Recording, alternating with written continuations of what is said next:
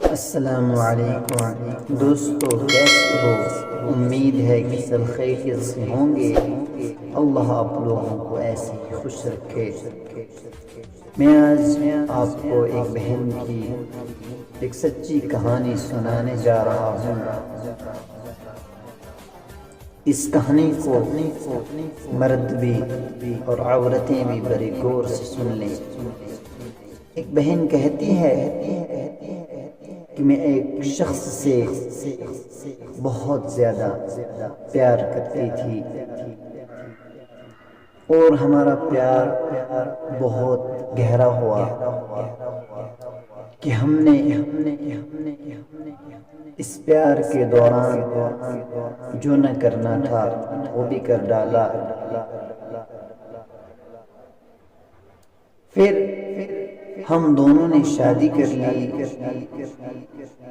شادی کرنے کے بعد کچھ مہینوں تک میرا شوہر میرے ساتھ بہت اچھا رہا، مجھ سے بہت پیار کرنے لگا، مجھ سے بہت اچھی باتیں کرنے لگا، پیار محبت کی باتیں کرنے لگا، مجھے سیر و تفریح میں بھی لینے لگا، مجھے بڑی بڑی گاڑیوں میں گھمانے لگا، پھرانے لگا۔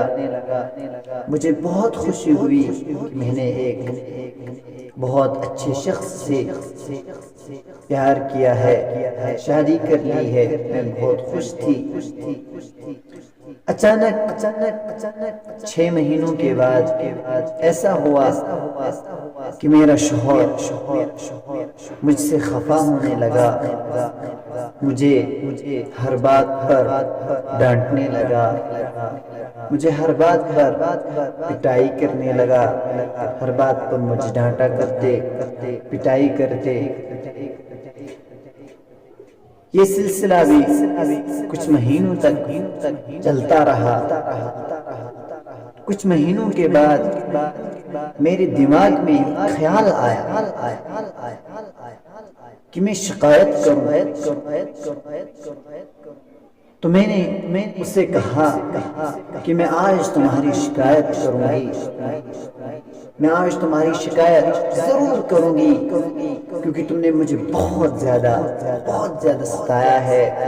تم مجھے روزانہ ہر ایک چھوٹی سی بات پر بھی پیٹتے ہو، ڈانٹتے ہو، مجھے ستاتے ہو، مجھے رلاتے ہو، اس لیے میں آج شکایت کروں گی۔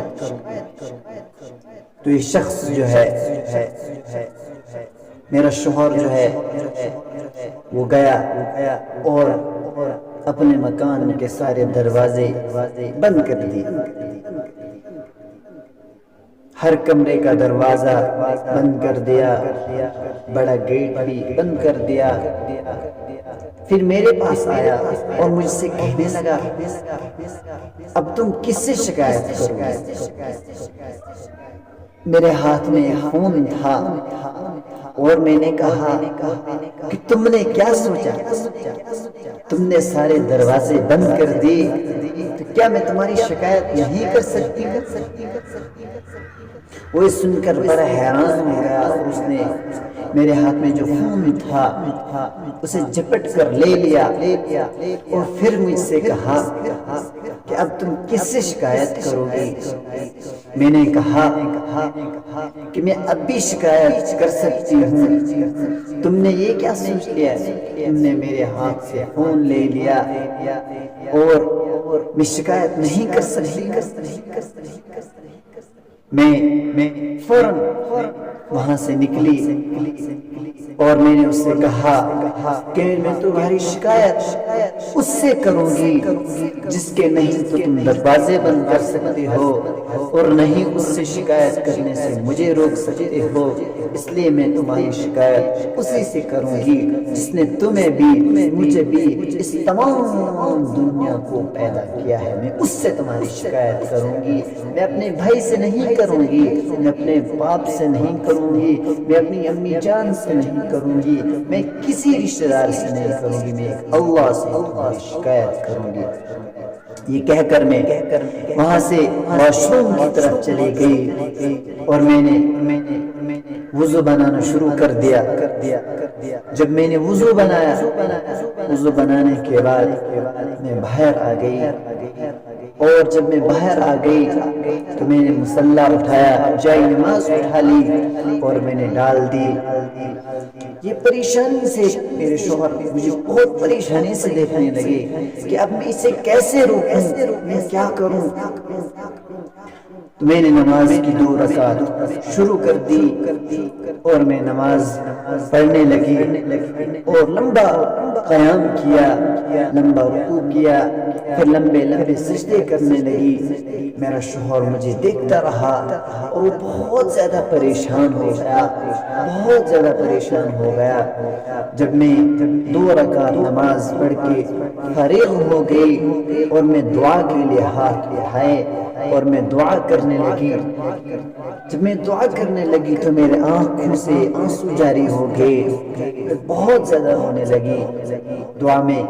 تو میرے شوہر میرے پاس آئے اور مجھے کہنے لگے کہ مجھے معاف کر دو، مجھ سے بہت بڑی غلطی ہو گئی، میں آج کے بعد تمہیں بالکل بھی نہیں ماروں گا، میں آج کے بعد تمہیں بالکل بھی بے عزت نہیں کروں گا، میں آج کے بعد بالکل بھی تمہیں ذلیل نہیں کروں گا، بس ایک بار مجھے معاف کر دو، ایک بار مجھے معاف کر دو۔